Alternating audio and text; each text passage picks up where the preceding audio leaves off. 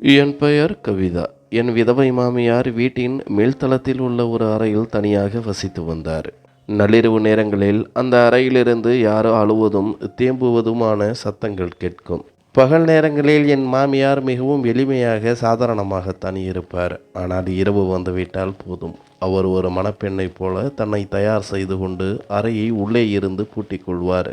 எனக்கு என் மாமியார் மீது சந்தேகம் வரத் தொடங்கியது. ஒரு நாள் இரவு நான் ரகசியமாக அந்த அறைக்கு சென்றேன். அங்கே என் மாமியாரின் கட்டிலில் ஒரு இளைஞன் தூங்கிக் கொண்டிருந்தான். அந்த இளைஞன் வேறு யாரும் அல்ல, அவன். என் திருமணத்தை என் பெற்றோர் மிக விமர்சையாக நடத்தி வைத்தார்கள். ஏனென்றால் நான் அவர்களுக்கு ஒரே மகள். திருமணத்திற்கு பிறகு நான் புகுந்த வீட்டில் முதல் அடியெடுத்து வைத்தபோது அங்கிருந்த சூழல் மிகவும் தெய்வ பக்தி நிறைந்ததாக இருந்தது. என் மாமியார் எப்போதும் பூஜை புனஸ்காரங்களிலேயே மூழ்கி கிடப்பார். தனது வழிபாட்டிற்காக மேல்தளத்தில் உள்ள ஒரு அறையை சின்ன கோவிலாகவே அவர் மாற்றியிருந்தார். அவர் அங்கே எப்போதும் கடவுள் வழிபாட்டில் இருப்பார். அந்த அறைக்குள் யாருக்கும் அனுமதி கிடையாது. நீ ஒருபோதும் மேலே வரக்கூடாது என்று என் மாமியார் எனக்கு கண்டிப்பான உத்தரவு போட்டிருந்தார். என் கணவர் சந்தானமும் என்னிடம் இதையேத்தான் சொன்னார். அம்மா சொல்வதை கேள் கவிதா, அவர் மேலே வர வேண்டாம் என்று சொன்னால் போகாதே என்றார். நான் அதற்கு காரணம் கேட்டபோது சந்தானம் சொன்னார், அம்மாவின் பூஜைக்கு இடையூறு ஏற்படுவதை அவர் விரும்ப மாட்டார். நானே அம்மாவின் பேச்சை மீறி ஒருபோதும் மேலே சென்றதில்லை. அப்படி இருக்கும்போது உனக்கு இதில் என்ன சங்கடம் என்று கேட்டார். சந்தானம் சொன்னதை கேட்டு நான் அமைதியாகிவிட்டேன். ஆனால் எனக்கு இது விசித்திரமாக தோன்றியது. மற்றவர்கள் தலையிடக்கூட முடியாத அளவிற்கு அப்படி என்ன ரகசிய பூஜை அது? மேல்தளத்தில் உள்ள அந்த அறையில் என் மாமியார் குழந்தைகளுக்கு ஆன்மீக கல்வியும் போதித்து வந்தார். அந்த சிறுவர்களை தவிர வேறு யாருக்கும் அங்கே அனுமதி இல்லை. காலை முதல் இரவு வரை குழந்தைகளுக்கு அவர் பாடம் நடத்தும் சத்தம் கீழே வரை கேட்டுக்கொண்டே இருக்கும். சந்தானம் மிகவும் மென்மையான குணம் கொண்டவர். தன் தாயின் மீது மிகுந்த மதிப்பும் கீழ்ப்படிதலும் கொண்ட மகன்.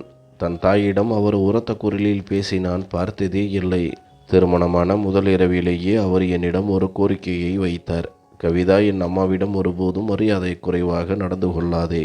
அவர் வாழ்க்கையில் நிறைய கஷ்டங்களை அனுபவித்திருக்கிறார். எனக்காகவே அவர் தன் மொத்த வாழ்க்கையையும் அர்ப்பணித்தார். மறுமணம் கூட செய்து கொள்ளவில்லை. அதனால் என்னாலோ அல்லது உன்னாலோ அவருக்கு ஒரு சிறு துயரம் கூட வந்துவிடக்கூடாது. நான் சந்தானத்திற்கு வாக்கு கொடுத்தேன். என்னால் உங்கள் தாய்க்கு எந்த தொந்தரமும் வராது. என்னை பற்றி அவர் ஒருபோதும் புகார் செய்ய மாட்டார் என்றேன். இவ்வளவு அமைதியான தெய்வ பக்தி கொண்ட பெண்ணால் எனக்கு என்ன பிரச்சனை வந்துவிடப் போகிறது என்றுதான் நான் நினைத்தேன். என் மாமியார் மிக மெதுவாக பேசுவார். அவர் கோபப்பட்டு நான் பார்த்ததே இல்லை. ஆனால் சில நாட்களிலேயே அவருடைய செயல்பாடுகள் எனக்கு சந்தேகத்தை ஏற்படுத்தின. தனக்கு சிறுவயதிலேயே திருமணமாகிவிட்டதாகவும் கணவர் இறந்த பிறகு பல கஷ்டங்களை அனுபவித்ததாகவும் அவர் என்னிடம் சொன்னார். சந்தானத்திற்கு 8 வயது இருக்கும்போது என் மாமனார் ஒரு விபத்தில் இறந்து விட்டார். என் மாமனாருக்கு சொந்தமான அந்த வீட்டின் மேல்தள அறையை ஆரம்பத்தில் வாடகைக்கு விட்டிருந்தார்கள். அதில் வரும் வருமானத்தையும் குழந்தைகளுக்கு பாடம் சொல்லிக் கொடுப்பதன் மூலம் பெற்றோர் தரும் அன்பளிப்பையும் வைத்துதான் வாழ்க்கை ஓடிக்கொண்டிருந்தது. சந்தானத்திற்கு வேலை கிடைத்த பிறகுதான் அவர்கள் குடும்ப நிலை உயர்ந்தது. வேலை கிடைத்ததும் மாமியார் அந்த அறையை வாடகைக்கு விடுவதை நிறுத்திவிட்டு பாடம் படிக்கும் குழந்தைகளின் எண்ணிக்கையை அதிகப்படுத்தினார். குழந்தைகளுக்கு ஆன்மீகம் சொல்லிக் கொடுப்பது அவருக்கு பிடித்தமான விஷயம். ஆனால் கீழே இவ்வளவு வசதியான அறைகள் இருந்தும் அவர் ஏன் இரவு நேரங்களில் கூட அந்த மேல்தள அறையிலேயே தனியாக தங்குகிறார் என்பதுதான் எனக்கு புரியவில்லை. மாமியார் காலை மற்றும் இரவு உணவை எங்களோடு தான் சாப்பிடுவார். மற்ற நேரங்களில் மேலேயே இருப்பார். ஒரு நாள் மாலை நேரம் தேநீர் அருந்தும்போது நான் அவரிடம் சொன்னேன், அம்மா, நாள் முழுவதும் இப்படியே பாடம் சொல்லிக் கொடுப்பதிலேயே இருக்கிறீர்களே, என் பக்கத்தில் வந்து அமரக்கூட உங்களுக்கு நேரமில்லை. குழந்தைகளுக்கு ஒரு வேளை மட்டும் பாடம் நடத்துங்கள், அப்போதுதான் உங்களுக்கு ஓய்வு கிடைக்கும் என்றேன். என் மாமியார் தேநீர் கோப்பையை கீழே வைத்துவிட்டு சொன்ன பதில் என்னை அதிர வைத்தது. கவிதா, நீ இன்னும் இதை புரிந்து கொள்ளும் அளவிற்கு பக்குவம் அடையவில்லை. நான் எல்லா பிள்ளைகளுக்கும் ஒன்றாக பாடம் நடத்துவது என் விருப்பம் மட்டுமல்ல, அது என் கட்டாயமும் கூட என்றார். பிள்ளைகளுக்கு ஆன்மீக கல்வி போதிப்பது என் மாமியாருக்கு ஏன் ஒரு கட்டாயமாக இருக்க வேண்டும் என்று எனக்கு புரியவில்லை. ஆனால் அவர் விஷயத்தில் நான் அதிகம் தலையிட விரும்பாததால் மௌனமாக இருந்துவிட்டேன். இருப்பினும் சில நாட்களுக்கு பிறகு நடந்த ஒரு சம்பவம் என் மாமியாரின் மீது எனக்கு பெரிய சந்தேகத்தை ஏற்படுத்தியது. அன்று இரவு திடீரென மின்சாரம் தடைப்பட்டது. 1 மணி நேரம், 2 மணி நேரம் என 3 மணி நேரமாகியும் மின்சாரம் வரவில்லை. கடுமையான புழுக்கத்தினால் எனக்கு தூக்கம் கலைந்தது. மூடிய அறைக்குள் எனக்கு மூச்சு திணறுவது போல் இருந்தது. என் கணவர் சந்தானம் ஆழ்ந்த தூக்கத்தில் இருந்தார். மின்சாரம் இல்லாவிட்டாலும் அவர் நன்றாக உறங்கிக் கொண்டிருந்தார். எனக்கு இருட்டில் தூங்கி பழக்கம் இல்லை என்பதால் புழுக்கம் தாங்க முடியாமல் அறையை விட்டு வெளியே ஹாலுக்கு வந்தேன்.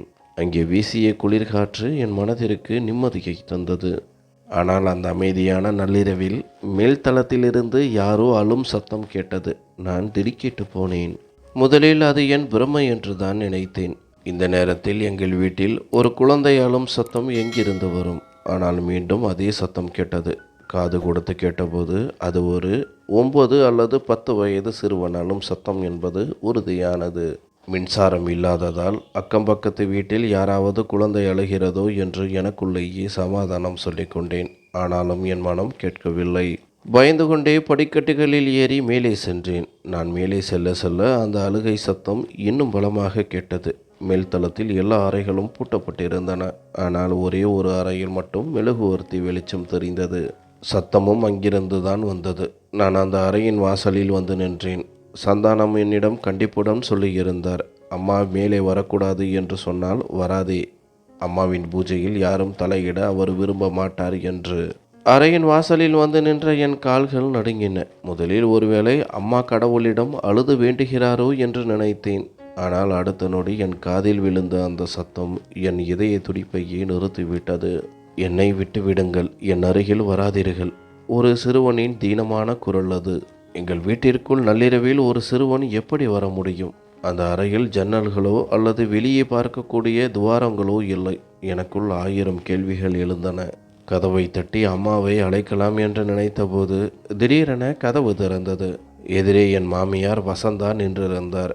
அவர் முகம் முழுவதும் வியர்த்து வழிந்தது. மூச்சிறைக்க நின்றார். அவரது உடைகள் கலைந்து அலங்கோலமாக காணப்பட்டன.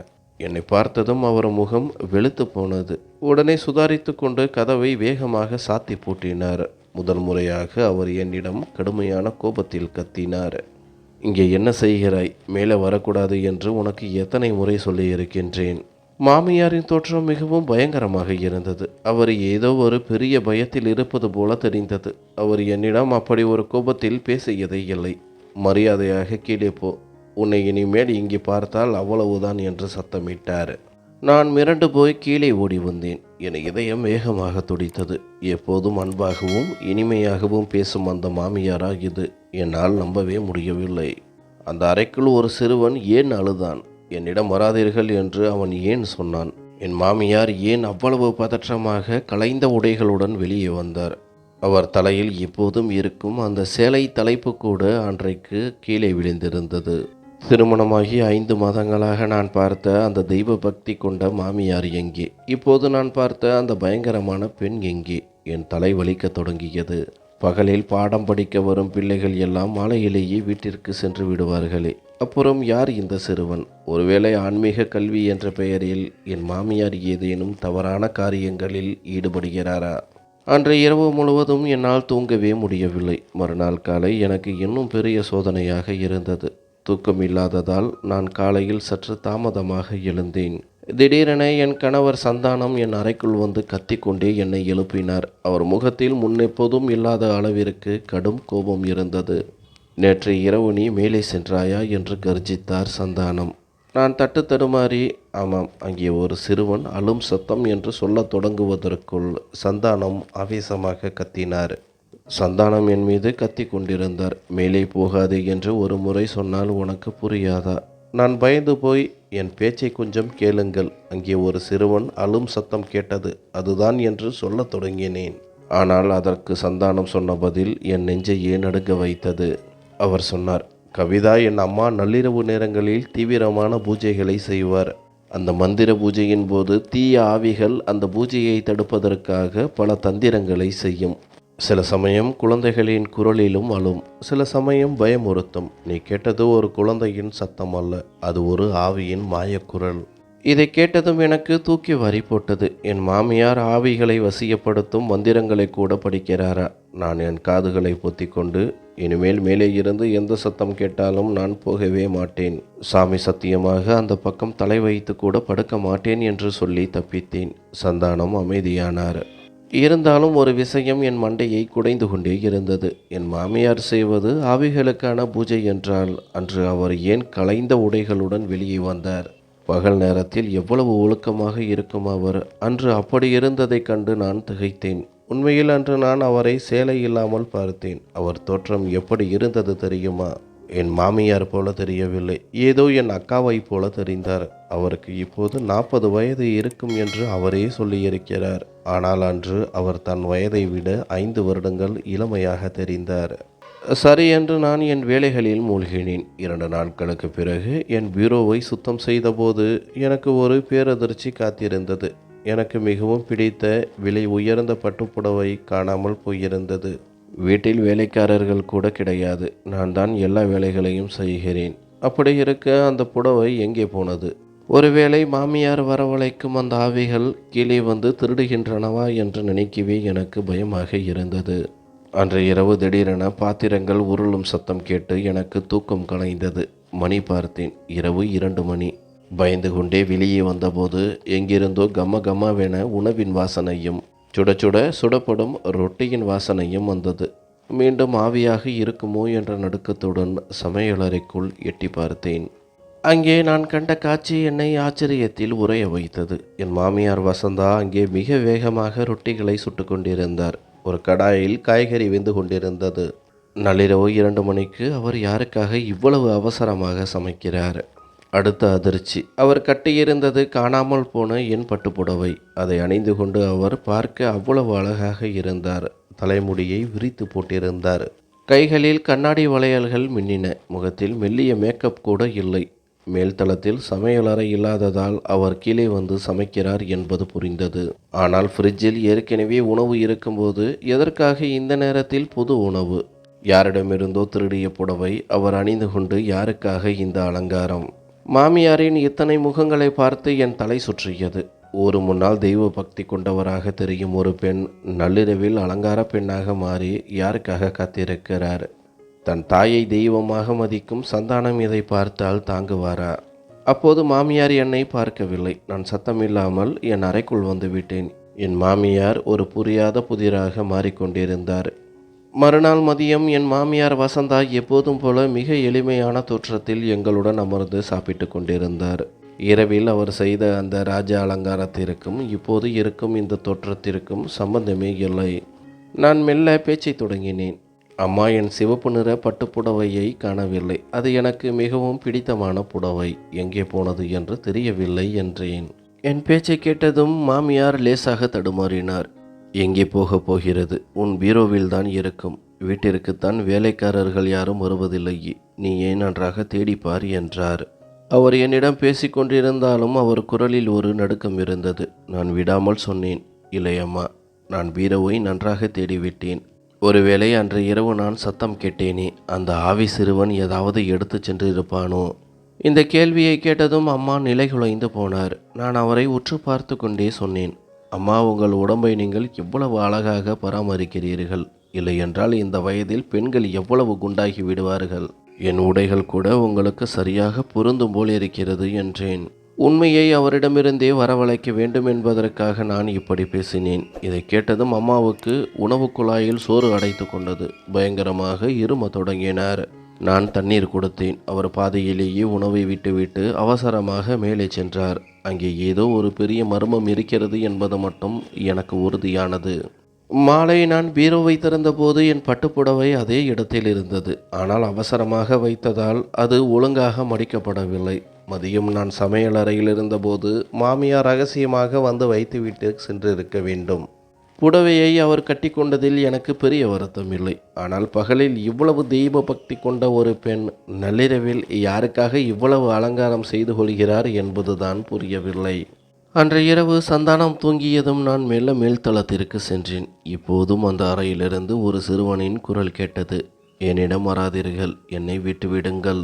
உங்களை பார்த்தாலே எனக்கு பயமாக இருக்கிறது என்று அவன் விம்முவது எனக்கு தெளிவாக கேட்டது.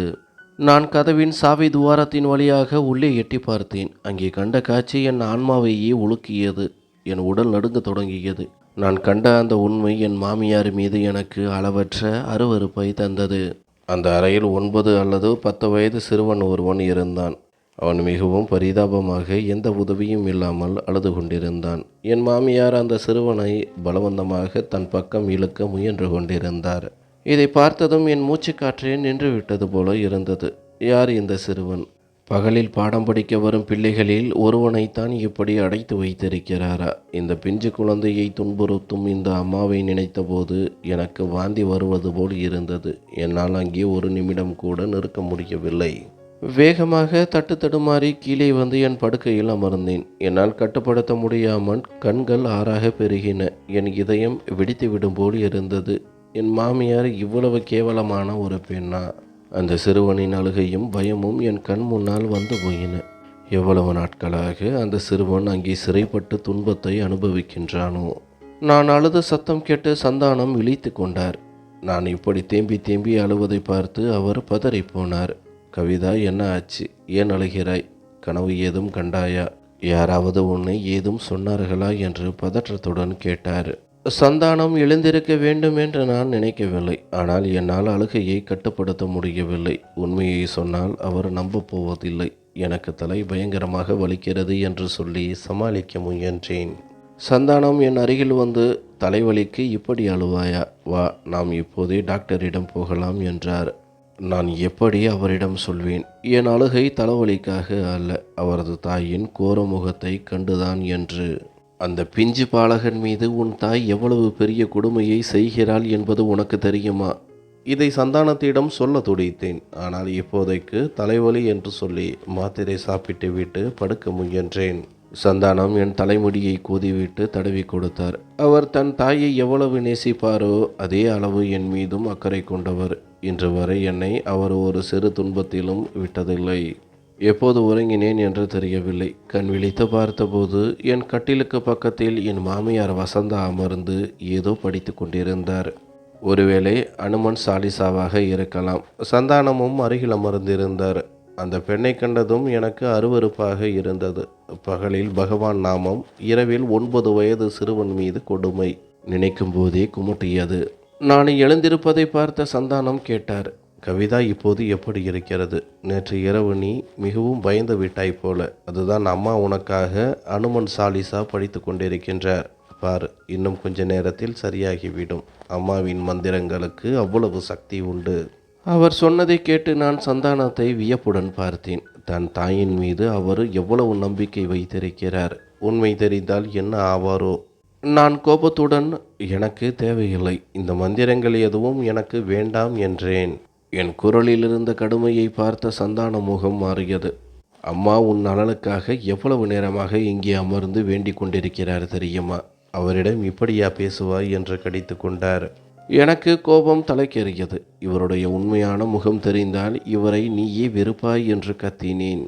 இதை சொன்னதும் அம்மாவின் முகம் வெளுத்தது. சந்தானம் ஆவேசமானார். கவிதா, நீ சுயநினைவோடு தான் பேசுகிறாயா? என் அம்மாவை பற்றி என்ன சொல்கிறாய் என்று உனக்கு தெரிகிறதா என்றார். தெரிகிறது. நான் முழு நினைவோடு தான் சொல்கிறேன். உங்கள் தாய் ஒரு இரக்கமற்ற பெண். நான் சொல்லி முடிப்பதற்குள் சந்தானத்தின் கை என் கன்னத்தில் பாய்ந்தது. அவர் அடித்த வேகத்தில் என் கன்னத்தில் விரல் தழும்புகள் பதிந்தன. வாயை மூடு.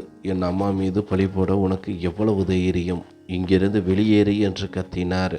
அவர் மீண்டும் என்னை அடிக்க வந்தபோது அம்மா அவரை தடுத்தார். சந்தானம், விடு, அவள் ஏதோ தெரியாமல் பேசுகிறாள். நீ ஏன் கோபப்படுகிறாய் என்றார். நான் ஆவேசமாக சொன்னேன், உங்கள் தாய் அந்த அறைக்குள் என்ன பாவம் செய்கிறார் என்பதை என்னால் நிரூபிக்க முடியும். சந்தானம் என் கையை பிடித்து இழுத்தார். இவ்வளவு நல்ல தாயை நீ குற்றவாளி என்கிறாயா? சரி, நிரூபி. நீ சொல்வது பொய்யாக இருந்தால் என் கையாலேயே உன்னை தீர்த்து கட்டி விடுவேன் என்று எச்சரித்தார். வாருங்கள், எனக்கு பயமில்லை என்று சொல்லி சந்தானத்தின் கையை பிடித்து நான் மேலே அழைத்து சென்றேன். நான் கண்ட அந்த சிறுவனின் பரிதாப நிலை எனக்கு துணிவை தந்தது. நாங்கள் படிக்கட்டுகளில் ஏறி மேல்தளத்திற்கு சென்றபோது அம்மா திடீரென எங்களுக்கு முன்னால் வந்து நின்றார். நீங்கள் யாரும் உள்ளே போகக்கூடாது என்றார். அம்மா உறுதியான குரலில், ஏன் போகக்கூடாது? உங்கள் சாயம் வெளுத்துவிடும் என்பதாலா? அந்த அப்பாவி பிள்ளைக்கு நீங்கள் செய்யும் கொடுமை வெளியே தெரிந்துவிடும் என்பதாலா என்று நான் சத்தமிட்டேன். தன் தாயின் இந்த பதட்டமான பேச்சைக் கண்டு சந்தானம் முதல் முறையாக குழப்பமடைந்து நின்றார். அம்மா எங்களை தடுத்தும் கேட்காமல் சந்தானம் ஆவேசமாக ஒவ்வொரு அறையையும் திறந்து பார்த்தார். ஒரு அறையை திறந்தபோது அங்கே அந்த சிறுவன் இருந்தான். அவனுக்கு முன்னால் நிறைய பொம்மைகளும் பலகாரங்களும் வைக்கப்பட்டிருந்தன. எங்களை பார்த்ததும் அவன் பயந்து போய் சுவரோடு ஒட்டி அமர்ந்து நடுங்கினான். பார் சந்தானம், உன் தாய் செய்த கொடுமையை நேரில் பார் என்று கத்தினேன். அம்மா தேம்பி அழத் தொடங்கினார். நிறுத்து கவிதா, என் மீது இவ்வளவு கேவலமான பழியை போடாதே. இவன் என் பிள்ளை, என் சொந்த மகன் என்றார். நாங்கள் இருவரும் அதிர்ச்சியில் உறைந்து போனோம். சந்தானத்தை தவிர அம்மாவுக்கு வேறு பிள்ளைகளே கிடையாது. மாமனார் இறந்து பல வருடங்களாகிவிட்டன. பிறகு எப்படி சாத்தியம் இது? மாமியார் தரையில் அமர்ந்து கதறி அழுதார். இவன் ஒரு மனநோயாளி கவிதா. இவன் என்னை அடையாளம் காண மறுக்கிறான் என்று அவர் சொல்லி கொண்டிருக்கும் போதே அங்கிருந்த மற்றொரு பூட்டிய அறையை சந்தானம் உடைத்தார். அங்கே ஒரு கட்டிலில் ஒரு முதியவர் படுத்திருந்தார். அவரை பார்த்ததும் சந்தானம் அலறிக்கொண்டு ஓடிப்போய் அவர் மார்பில் சாய்ந்தார். அப்பா, நீங்கள் உயிரோடு இருக்கிறீர்களா என்று சந்தானம் கதறினார். ஒன்றன் பின் ஒன்றாக உண்மைகள் வெளிவரத் தொடங்கின. மாமியார் உண்மையை சொன்னார். சந்தானம், உன் அப்பா விபத்தில் சாகவில்லை. அன்று அவர் நண்பர் செய்த கொலைப்பழி உன் அப்பா மீது விழுந்தது. துப்பாக்கியில் அவர் கைரேகை இருந்ததால் போலீசிடமிருந்து தப்பிக்க அவர் தலைமறைவானார். 10 வருடங்களுக்கு முன்பு ஒரு நாள் இரவு ரகசியமாக என்னை வந்து பார்த்தார். அன்று முதல் நான் அவரை ரகசியமாக இங்கே வைத்து பார்த்து வருகிறேன். அப்போ இந்த சிறுவன் யார் என்று நான் கேட்டேன். உன் அப்பா இங்கே தங்கியிருந்த போதுதான் நான் மீண்டும் கர்ப்பமானேன். இந்த விஷயம் ஊருக்கு தெரிந்தால் உன் அப்பாவை காட்டி கொடுத்து விடுவார்கள் என்று பயந்து என் தங்கை ஊருக்கு போய் அங்கேதான் இவனை பெற்றெடுத்தேன். இவன் உன் தம்பி சந்தானம். இவனுக்கு பிறவியிலேயே மனநல பாதிப்பு. இவனை என் தங்கை தான் வளர்த்தாள். அவளுக்கு உடம்பு சரியில்லாததால் இப்போது இங்கே அழைத்து வந்தோம்.